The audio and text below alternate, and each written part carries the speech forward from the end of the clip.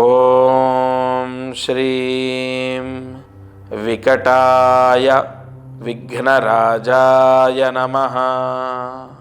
ఓం శ్రీం వికటాయ విఘ్నరాజాయ నమః. ఓం శ్రీం వికటాయ విఘ్నరాజాయ నమః. ఈ మంత్రం 4 సార్లు రాసి 108 మార్లు జపించండి. ఉదయం, మధ్యాహ్నం, సాయంత్రం లేదా రాత్రి పడుకునే లోపు ఏదో ఒక సమయంలో సోఫాలోనో, కుర్చీలోనో, బస్సులోనో, వెళ్తున్న కారులోనో, ప్రయాణంలోనో, చెప్పులు వేసుకున్నా, బూట్లు వేసుకున్నా సంబంధం లేదు. ఈ మంత్రాన్ని 108 సార్లు జపించండి.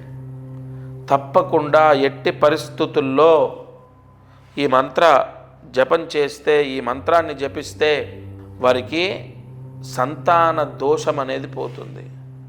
అంటే పిల్లలు లేని వాళ్ళకి పిల్లలు కలగటము, లేదా ఒక సంతానం ఉంది, 2వ సంతానం కావాలి అన్న వాళ్ళకి ఆ సంతానం కలగడము, భార్యాభర్తలకు ఆ భగవంతుని వేడుకునేటటువంటి కోరికల్లో ఇదొకటి.